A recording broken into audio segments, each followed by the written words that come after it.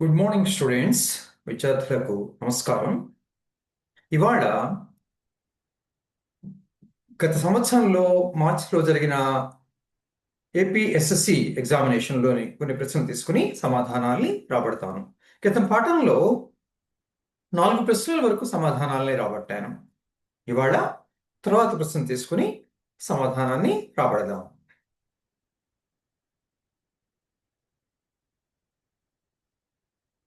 ఐదవ ప్రశ్న, సైన్ థీటాను tan థీటా పదములలో వ్రాయి. సైన్ థీటాను tan థీటా పదములలో వ్రాయి. సమాధానం, సైన్ థీటాను మనం ఎలా రాయొచ్చు? Sine theta is equal to sine theta tan theta పదాల్లో రాయాలి. అందువల్ల సైన్ ని tan లోకి మారుద్దాం. tan అంటే ఏమిటి? tan థీటా అంటే sine theta by cos theta. ఇక్కడ ఇక్కడ సైన్ థీటా ఉంది, సైన్ థీటా వచ్చింది అంటే హారంలో 1 రావాలి. అంటే tan రావాలంటే sine theta by cos theta కావాలి.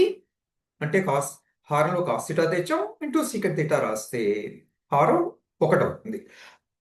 ఇక్కడ ఏం చేస్తున్నాను? Sine theta is equal to sine theta. Sine theta tan theta పదాల్లో కావాలి. అందువల్ల సైన్ బై కాస్ రాయండి. tan థీటా అంటే sine theta by cos theta. Cos theta రాయండి. అంటే హారంలో కాస్ థీటా పెట్టి గుణించాను అనమాట.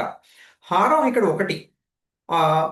సో హారం 1 అవ్వడానికి కాస్ థీటా మళ్ళీ సీకెంట్ థీటా పెట్టి గుణిస్తే హారం 1 అయిపోతుంది. ఆ విధంగా sine theta is equal to sine theta by cos theta అంటే secant theta. Cos theta secant theta లబ్ధం 1. అందువల్ల సైన్ థీటా బై 1 అంటే sine theta. This is equal to, ఇప్పుడు sine theta by cos theta అంటే tan థీటా అని రాయొచ్చు. Into 1 by secant theta అంటే root secant square theta కదా. Sign theta by cos theta అంటే tan థీటా రాశాను. Into 1 by secant theta అంటే root secant square theta. Root secant square ని cancel చేస్తుంది, అందులో సీకెంట్ థీటా మిగులుతుంది. This is equal to tan theta by root secant square కి tan పదాల్లో ఒక ఐడెంటిటీ ఉంది. అదేమిటి? 1 ప్లస్ tan స్క్వేర్ థీటా ఈ సీకెంట్ స్క్వేర్ థీటా. అందులో సీకెంట్ స్క్వేర్ థీటా బదులు సీకెంట్ స్క్వేర్ థీటా బదులు 1 ప్లస్ tan స్క్వేర్ థీటా రాయగలం. 1 plus tan square theta. Okay, secant థీటాకి tan థీటాకి ఐడెంటిటీ ఏమిటి? నిశ్చత్వ సూత్రం. అది ఏమిటి? 1 plus tan square theta is equal to secant square theta. Theta ఏదైనా సరే 1 plus tan square theta is equal to secant square theta. అందులో సీకెంట్ స్క్వేర్ థీటాని 1 ప్లస్ tan స్క్వేర్ థీటాగా రాయగలం. ఆ విధంగా sine theta is equal to tan theta by root 1 plus tan square theta అయింది. మొత్తం ఇదంతా ఈ కుడిపక్క సమాసం అంతా tan పదాల్లో ఉంది. ఆ విధంగా సైన్ థీటాని tan థీటా పదాల్లో రాశాం.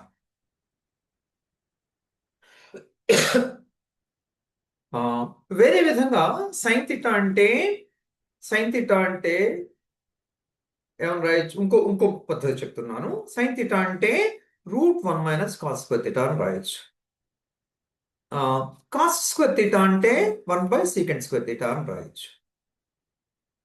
అప్పుడు ఈ సీకెంట్ బదులు tan పదాల్లోకి మారిస్తే ఇదే వస్తుంది మీకు.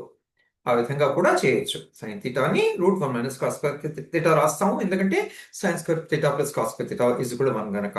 తర్వాత కాస్ థీటాని సీకెంట్ థీటా పదాలు రాస్తాం. Cos theta is equal to 1 by secant theta. Cos థీటాకి వ్యుత్క్రమం 1 బై సీకెంట్ థీటా కనుక అప్పుడు సీకెంట్ మళ్ళా ఇలాగే tan పదాల్లో రాస్తాం అనమాట. సీకెంట్ స్క్వేర్ బదులు 1 ప్లస్ tan స్క్వేర్ రాస్తాం. ఆ విధంగా దీన్ని సింప్లిఫై చేస్తే ఇదే వస్తుంది మీకు. అలా కూడా చేయొచ్చు. ఓకే, ఇది ఇది మరో ఆలోచన. ఓకే, తర్వాత లెక్క చూద్దాం.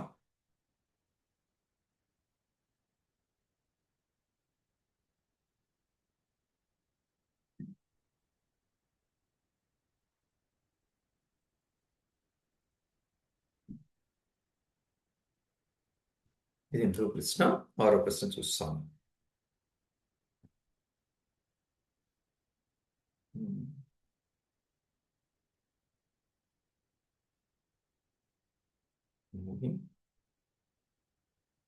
ఇది అయిపోయింది. మరో ప్రశ్న.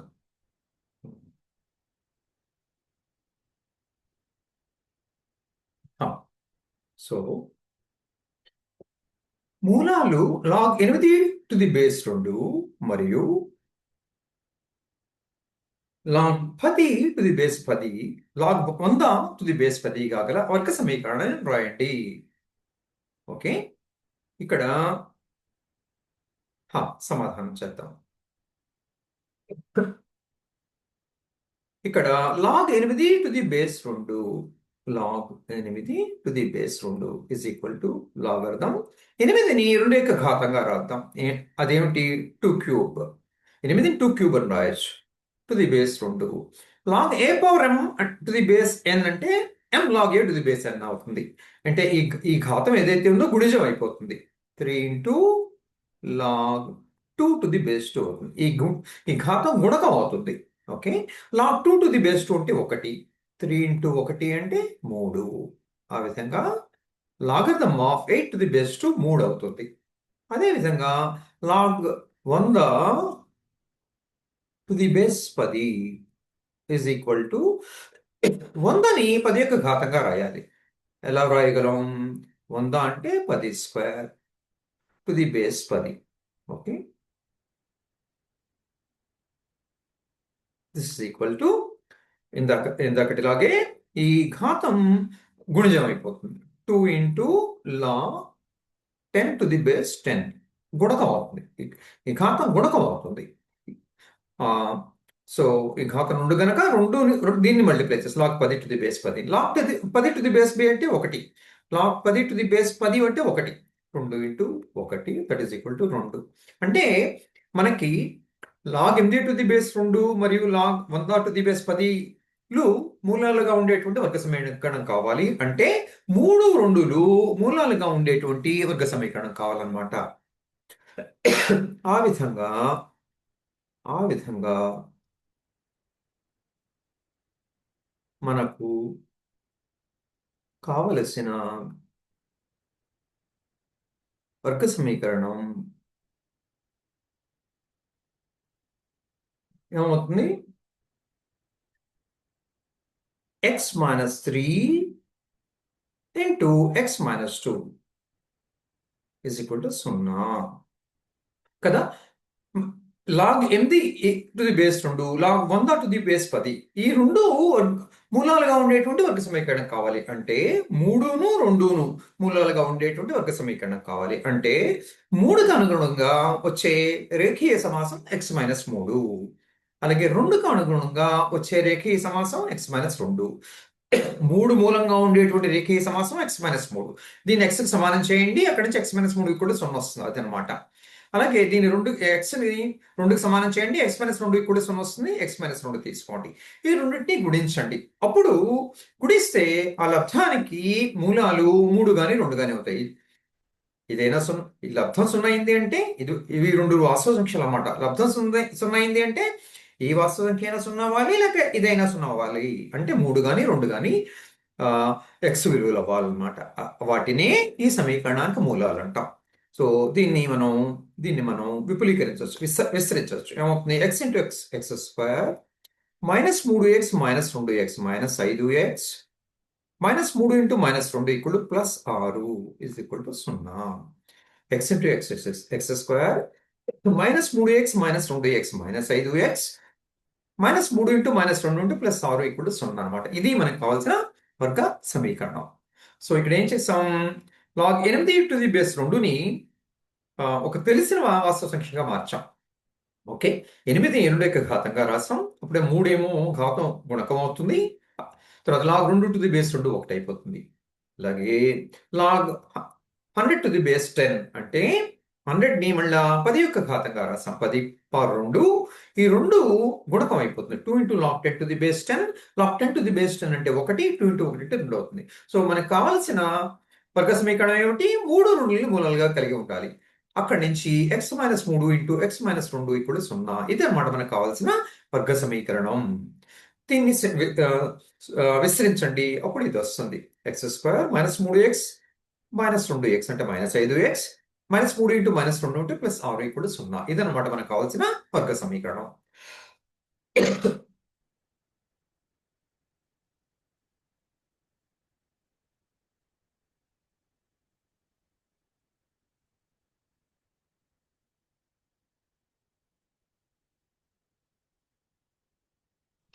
ఏడో ప్రశ్న ఏమిటి? 10వ. ఓకే.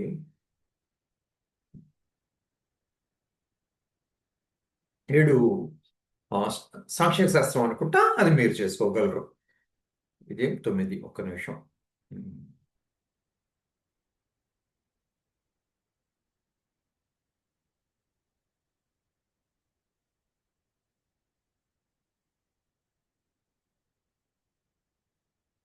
ఏడు సాంఖ్య శాస్త్రం 8వ లెక్క చూద్దాం. Sign theta by 1 plus cos theta. ఇప్పుడు దాని sign theta by 1 plus cos theta plus 1 plus cos theta by sine theta equal to cosecant theta.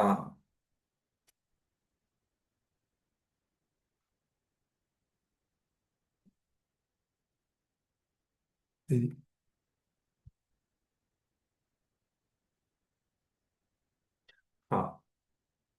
ఈ లెక్క చేద్దాం.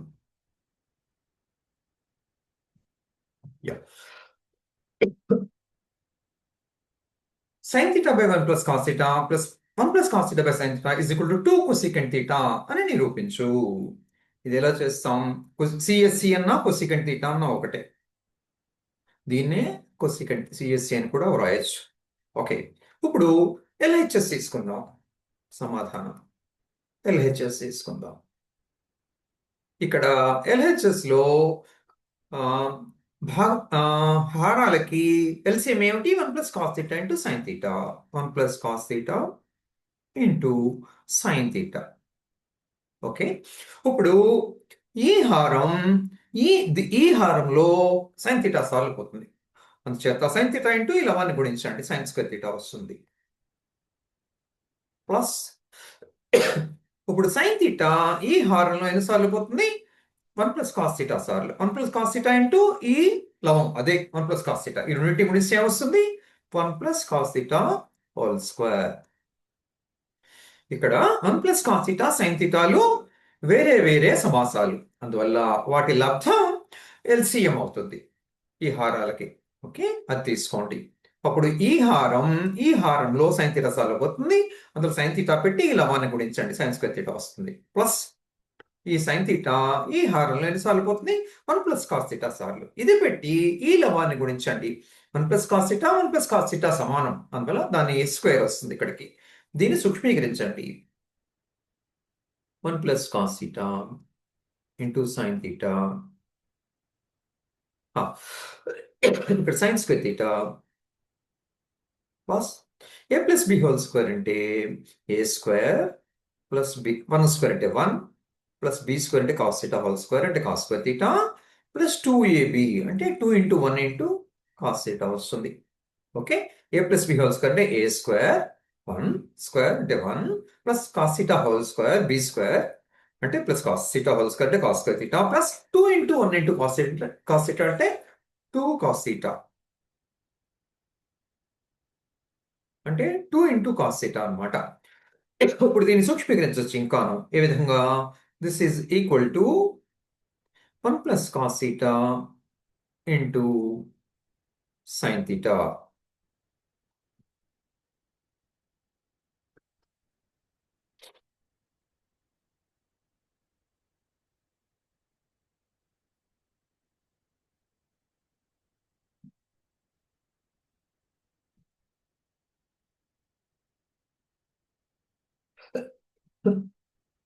ఇక్కడ ఇక్కడ హారం రాశాను. Sign square theta plus cos square theta అంటే థీటా ఏదైనా సరే sine square plus theta plus cos square theta ఇప్పుడు ఒకటి అవుతుంది. ప్లస్ ఈ ఒకటి plus 2 cos theta. This is equal to this is equal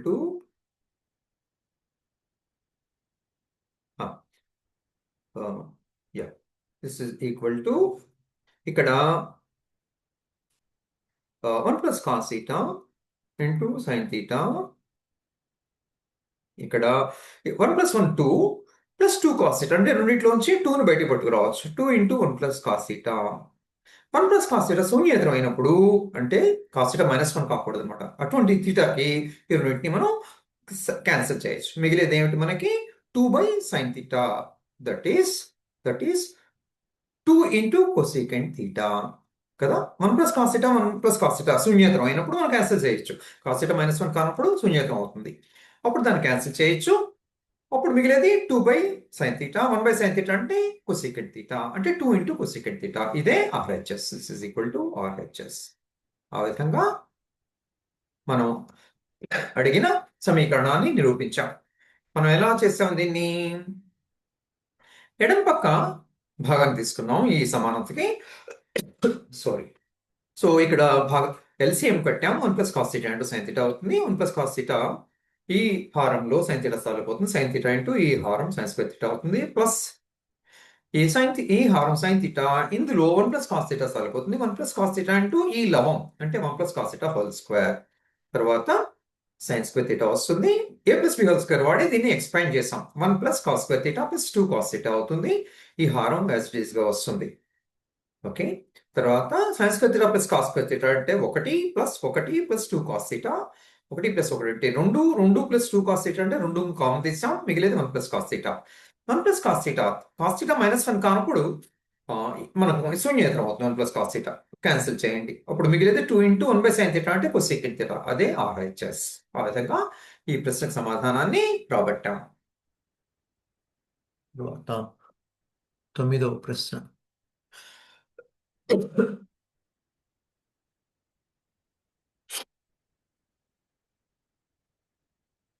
హా, 9వ ప్రశ్న.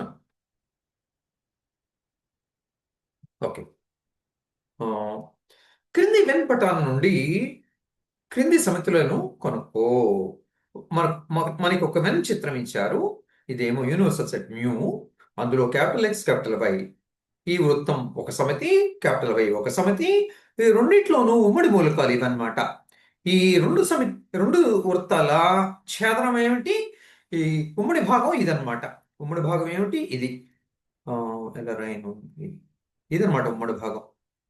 ఇది ఉమ్మడి భాగం. ఈ ఉమ్మడి భాగంలో ఉన్న అక్షరాలు ఏమిటి? పిఈఎన్. ఆ విధంగా ఇదే X ఇంటర్సెక్షన్ Y అవుతుంది.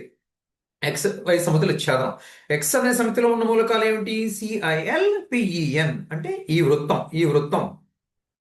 వృత్తంలో X అనే వృత్తంలో ఉన్నటువంటి మూలకాలు అన్నమాట. అలాగే Y అంటే Y అనే వృత్తంలో ఉన్నటువంటి మూలకాలు అవేంటి? PEN AUT అన్నమాట. ఇప్పుడు X యూనియన్ Y అంటే ఆ మూలకాలు X లో ఉండొచ్చు, లేక Y లో ఉండొచ్చు, లేక రెండిట్లోనూ ఉండొచ్చు అనమాట. దాన్ని సంయుక్తం అంటాం అనుకుంటా. X union Y. సో అవి ఏమవుతాయి? CIL PEN AUT మొత్తం 9 మూలకాలు ఈ యూనియన్ అనే సమితిని ఏర్పరుస్తాయి. ఛేదనం ఏమవుతుంది? X intersection Y. X లోనూ ఉండాలి, Y లోనూ ఉండాలి. ఛేదనం ఈ రెండు సమితుల ఛేదనం. అవేమిటి? PEN అనే 3 మూలకాలే XY లా ఛేదనాన్ని ఏర్పరుస్తాయి. అవి X లోనూ ఉన్నాయి, Y లోనూ ఉన్నాయి. వేరే ఇతరమైన మూలకాలు మూలకాలు ఏవి XY రెండిట్లోనూ లేవు. ఆ విధంగా రెండు సమితుల ఛేదనం X ఇంటర్సెక్షన్ Y ఈ 3 మూలకాలతో ఏర్పడుతుంది. X - Y అంటే ఏమిటి? X లోనే ఉండాలి, Y లో ఉండకూడదు. X లో ఉండాలి, Y లో ఉండకూడదు. మైనస్ అంటే ఉండకూడదు. అవేమిటి? CIL. ఈ 3 మూలకాలు X లోనే ఉన్నాయి, Y లో లేవు. అలాగే Y - X అంటే Y లోనే ఉండాలి, X లో ఉండకూడదు. అంటే ఈ మూలకాలు చూడండి. ఈ 3 మూలకాలే Y లో ఉన్నాయి, Y ఇంటర్సెక్షన్ X లో లేవు. ఇవి X లో లేవు. ఆ విధంగా Y - X అంటే ఈ 3 మూలకాలతోనే ఏర్పడుతుంది. ఆ విధంగా మనం రాయగలం. సమాధానం ఏమవుతుంది? సమాధానం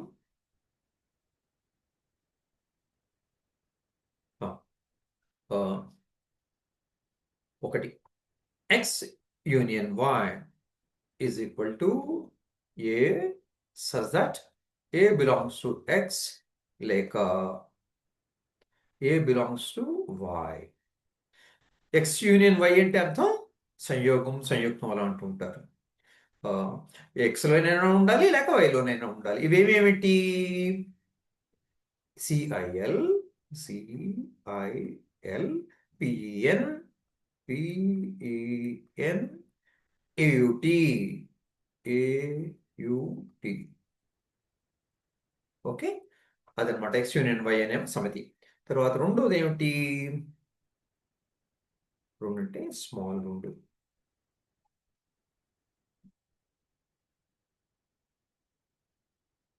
X intersection y, x y సమతుల ఛేదనం. ఇదేమిటి? ఏ బిలాంగ్స్ టు, ఇక్కడ మ్యూ తీసుకోవచ్చు. Way a belongs to mu రాయొచ్చు. A belongs to mu such that a belongs to x మరియు మరియు ఏ బిలాంగ్స్ టు వై. ఉమ్మడి మూలకాలు అన్నమాట. ఎక్స్ వైలో ఉండేటువంటి ఉమ్మడి మూలకాలు. మరియు అంటే ఇది జరగాలి, ఇది జరగాలి. ఇక్కడ లేక అంటే ఇది జరగాలి, లేకపోతే ఇది జరగాలి, లేకపోతే రెండు జరిగినా పర్వాలేదు. అదనమాట లేక అంటే. దానికి యూనియన్ కి ఇంటర్సెక్షన్ కి తేడా అది. ఇదేమవుతాయి? This is equal to P N అవుతాయి. పిఎన్ అవుతాయి. ఓకే. మూడోది ఏమిటి?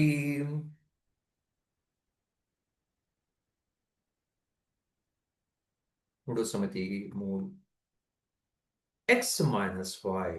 ఇలాగైనా రాయొచ్చు, ఇలా కూడా రాయొచ్చు. This is equal to a belongs to mu such that a is in x మరియు కామా పెడితే మరియు a is not in y. X minus y అంటే ఎక్స్ లో ఉండాలి, వైలో ఉండకూడదు అనమాట. ఇది యూనివర్సల్ సెట్ అంటారు మ్యూ. ఓకే. మొత్తం ఈ అన్ని సెట్లు ఈ ఎక్స్ వైలన్నీ ఇందులో ఉన్నాయి. ఎక్స్ వైలో మూలకాలన్నీ మ్యూలో ఉన్నాయి. సో ఇవేమవుతాయి? అవి సిఐఎల్ఏ అవుతాయి. C comma I comma L అనమాట. ఈ మూలకాలే ఎక్స్ లో ఉన్నాయి, వైలో లేవు. ఆ విధంగా నాలుగోది ఏమవుతుంది? y minus x is equal to A belongs to universal set mu such that A is in y but A is not in x అదనమాట. అంటే ఇక్కడ అండ్ అనుకోవాలి. ఇక్కడ మనం అండ్ కామా అంటే అండ్ అనమాట. లేక సారీ మరియు మరియు ఏలో ఈ ఈ మూలకాలు ఈ వైలో ఉండాలి, ఎక్స్ లో ఉండకూడదు, రెండూ జరగాలి. ఓకే. సో అటువంటి మూలకాలు ఏమిటి? ఈ మూడు మూలకాలే. ఇవి వైలో ఉన్నాయి, ఎక్స్ లో లేవు. అంటే this is equal to A comma you comma T.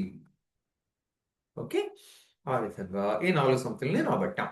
ఇప్పుడు ఏమేం కనుక్కున్నాం మనం? X union Y. ఓకే. ఒక యూనివర్సల్ సమితి ఇచ్చారు. విశ్వ సమితి అనండి, మీ ఇష్టం. అందులో ఎక్స్ వైలు 2 సమితులు. ఎక్స్ లోనేమో ఈ 6 మూలకాలు ఉన్నాయి, వైలోనేమో ఈ 6 మూలకాలు ఉన్నాయి. ఈ 3 మూలకాలు 2 సమితులు ఎక్స్ వైల్లో ఉన్నాయి. ఇప్పుడు ఎక్స్ యూనియన్ వై అంటే ఆ మూలకాలు ఎక్స్ లోనైనా ఉండొచ్చు, లేక వైలోనైనా ఉండొచ్చు, లేక రెండిట్లో కూడా ఉండొచ్చు అనమాట కొన్ని సందర్భాల్లో.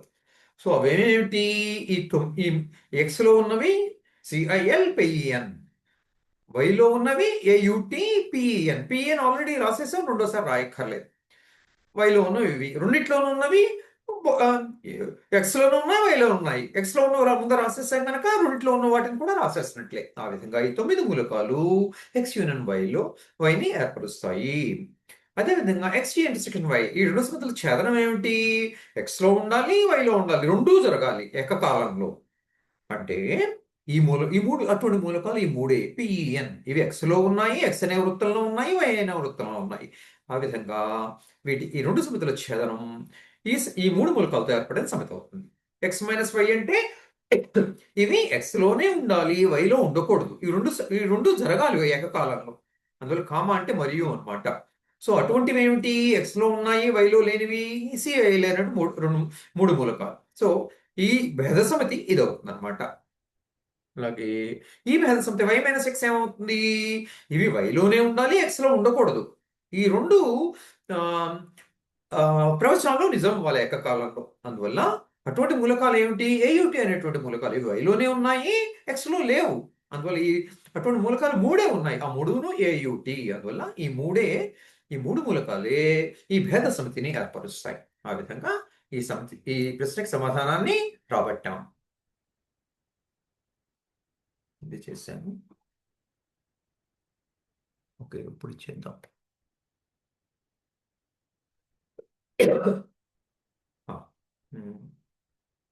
ఓకే ఓకే 10వ ప్రశ్న. ఒక అంక శ్రేణిలో 4వ పదం 4 రెట్లు, 8వ పదం 8 రెట్లకి సమానం. దానిలోని 12వ పదం శూన్యం అని చూపు. ఆ, ఓకే, సమాధానం. హ, ఆ, ఆ, అని చూపు. ఆ, ప్రశ్నలోని ప్రశ్నలోని అంకశ్రేణి అంకశ్రేణి a comma a plus d comma a plus 2d and so on అనుకున్నాము. ఓకే, మనకు కావాల్సిన అంకశ్రేణి, ఈ ప్రశ్నలో ఉన్న అంకశ్రేణిని a plus d a plus 2d అని అనుకోండి, అండ్ సో ఆన్ అని అనుకోండి. మనకేమి ఇచ్చారు? 4 పదం 4 రెట్లు, 8 పదం 8 రెట్లు సమానం అన్నారు. దత్తాంశం ఏమిటి? దత్తాంశం దీనిలో అంటే ఈ అంక శ్రేణిలో 4వ పదం 4 రెట్లు, 4 ఇంటూ 4వ పదం ఈజ్ ఈక్వల్ టు 8 ఇంటూ 8వ పదం. ఇది మనకి ఇచ్చిన దత్తాంశం. ఓకే, 4వ పదానికి 4 రెట్లు, రెట్లు అంటే ఇంటూ అనమాట. 8వ పదం 8 రెట్లకు సమానం. 8వ పదానికి 8 రెట్లు అంటే 8 ఇంటూ 8వ పదం అనమాట. ఇది మనకి ఇచ్చిన దత్తాంశం.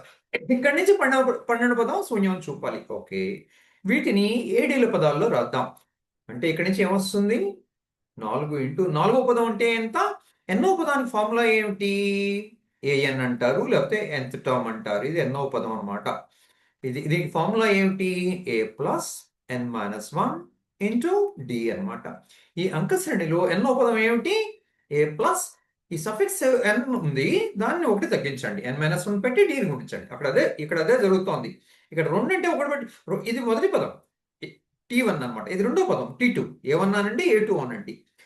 T2 రెండవ పదం సఫిక్ అంటే రెండో పదం పద సంఖ్య 2 అయినప్పుడు డీని ఒకటి పెట్టి గుణిస్తున్నాం. పద సంఖ్య 3 ఇది.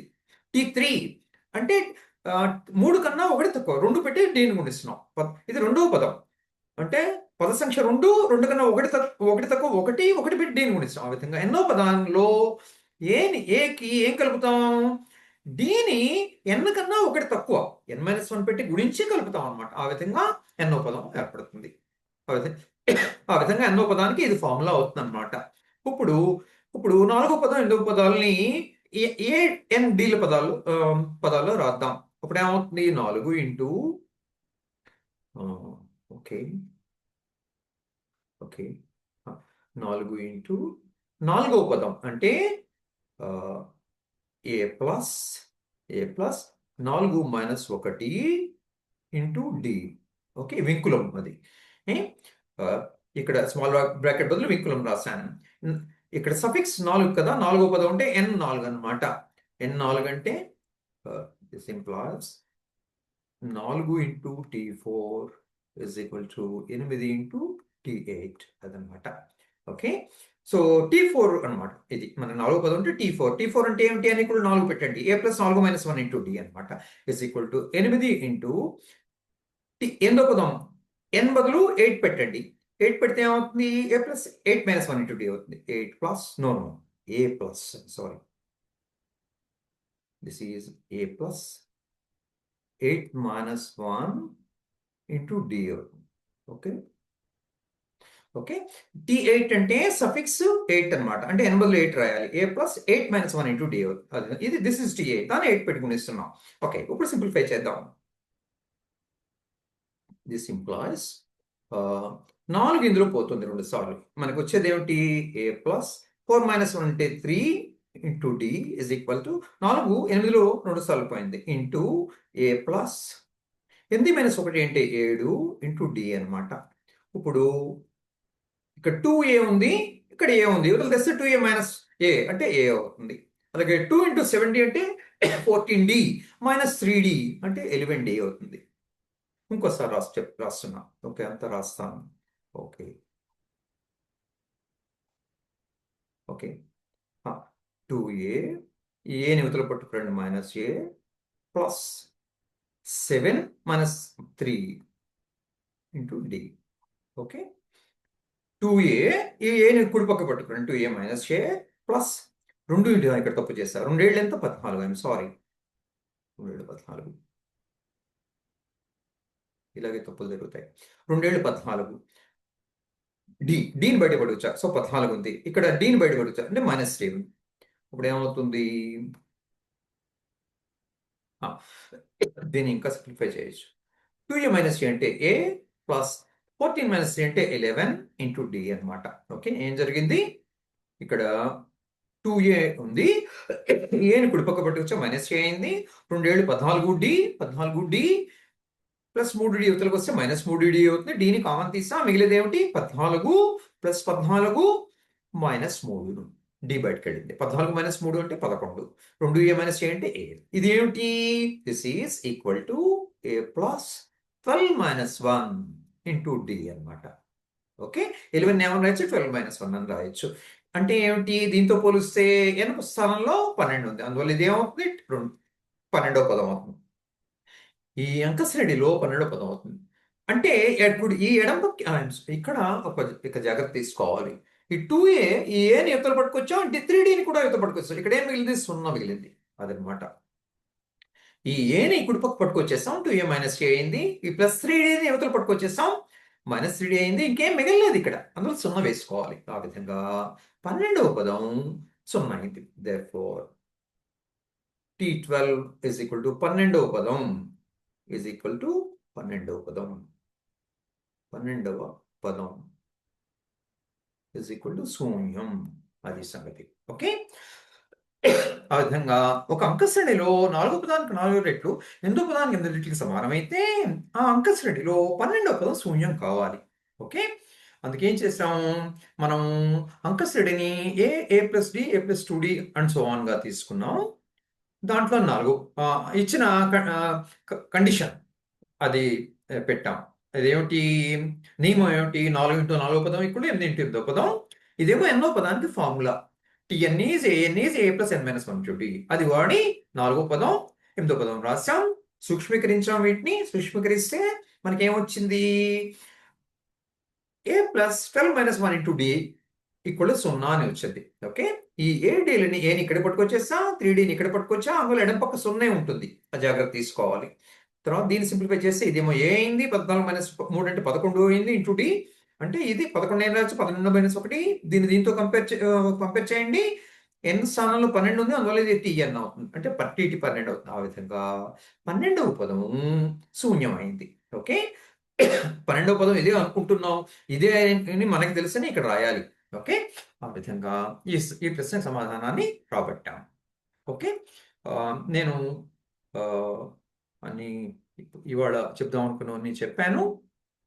ఓకే, ఇవాళ చెప్దాం అనుకున్న ప్రశ్నలకి అన్ని సమాధానాలు రాబట్టాను. మీరు ఈ సమాధానాలను అర్థం చేసుకుని మీకు ఏవైనా అనుమానాలు ఉంటే నాకు రివ్యూ చేయాలి. కామెంట్స్లో రాయండి. You are always welcome. Right, thank you very much. God bless you all. Next పాఠంలో మళ్ళా కలుసుకుందాం.